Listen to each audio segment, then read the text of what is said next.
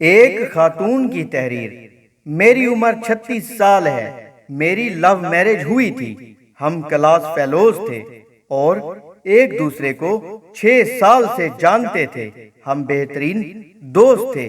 دوران تعلیم ہی ہم نے فیصلہ کر لیا تھا کہ جب میرے شوہر کی نوکری لگے گی تو ہم گھر والوں کی رضامندی سے شادی کر لیں گے۔ میرے شوہر کی نوکری لگنے کے بعد ہمارے گھر والے آپس میں ملے اور ہماری شادی ہو گئی۔ اللہ نے ہمیں ایک بیٹے سے نوازا۔ مجھے کالج کے زمانے سے ہی اندازہ تھا کہ میرے شوہر مزاج کے تیز ہیں، انہیں غصہ جلدی آتا ہے، لیکن ساتھ رہنے پر اندازہ ہوا کہ جب بھی انہیں غصہ آتا ہے ہمارا ہمیشہ جھگڑا ہوتا ہے۔ مجھے ہمیشہ یہ محسوس ہوتا تھا کہ وہ مجھے کنٹرول کرنے کی کوشش کرتے ہیں۔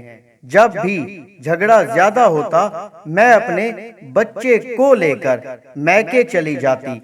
میرے میکے والے مجھے سہارا دیتے، تسلیاں دیتے کہ اس نے تمہیں کیا لاوارث سمجھ رکھا ہے۔ میری بہنیں فون پہ میرے شوہر کو بے نکت سناتی۔ بہرحال صلح صفائی ہو جاتی اور میں گھر آ جاتی، لیکن یہ بات ہم دونوں جانتے تھے کہ ہم دونوں ایک دوسرے سے پیار کرتے ہیں اور میں اپنے شوہر کو کبھی بھی نہیں چھوڑنا چاہتی تھی، لیکن ہر جھگڑے کے دوران انہیں یہ ضرور کہتی کہ اگر مجھے چھوڑنا ہے تو چھوڑ دیں۔ مجھے علم ہے کہ یہ سب میں صرف اپنی انا کو بلند رکھنے کے لیے کہتی تھی۔ ایک بار ہمارا جھگڑا اتنا بڑھا کہ انہوں نے پہلی بار مجھ پر ہاتھ اٹھایا اور گھر سے باہر نکال دیا۔ میں سیدھا اپنے میکے گئی۔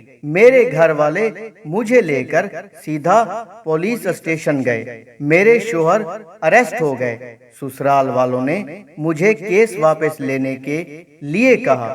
میرے شوہر نے مجھ سے معافی مانگی اور کہا کہ آئندہ یہ سب نہیں ہوگا۔ میں نے کیس واپس لے لیا اور واپس اپنے گھر چلی گئی۔ 3 ماہ بعد ہمارا پھر سے جھگڑا ہوا اور میں ہمیشہ کی طرح بچہ اٹھا کر اپنے میکے چلی آئی۔ 2 دن بعد مجھے خبر ملی کہ میرے شوہر اسپتال میں ہیں۔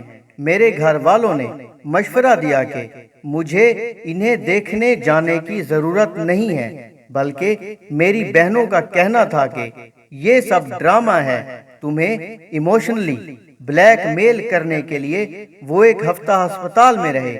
نہ میں ملنے گئی اور نہ ہی کال کی۔ کچھ دنوں بعد مجھے طلاق کا سمن ملا۔ مجھے طلاق نہیں چاہیے تھی، مجھے اپنے شوہر سے محبت تھی، میں اپنا گھر خراب نہیں کرنا چاہتی تھی، لیکن میری انا آڑے آ رہی تھی۔ مجھے لگا کہ طلاق کا منع کر کے میں نیچی ہو جاؤں گی۔ میں نے انہیں کال کی کہ جب چاہیں طلاق لے لیں، میں بھی اس جہنم میں نہیں رہنا چاہتی۔ کورٹ میں ہمارا کیس آسانی سے نمٹ گیا۔ میرے شوہر نے میری ساری ڈیمانڈ، بچے کی کسٹڈی اور خرچہ دینا قبول کر لیا۔ ان کا کہنا تھا کہ وہ میری سب باتیں ماننے کے لیے تیار ہیں، انہیں صرف طلاق چاہیے۔ اسی طرح جولائی 2009 میں میری طلاق ہو گئی۔ میرے شوہر نے کچھ عرصے بعد دوسری شادی کر لی۔ ان کے بچے بھی ہو گئے، لیکن میرے بچے سے ملنے اکثر آتے ہیں، اس کی ہر ضرورت کا خیال رکھتے ہیں۔ بچے کا خرچہ مجھے پابندی سے ملتا ہے، بلکہ میرا گزارا بھی انہی پیسوں سے ہوتا ہے۔ میں اپنے بچے کے ساتھ میکے میں رہتی ہوں۔ میری تمام بہن بھائی اپنی زندگی میں خوش ہیں۔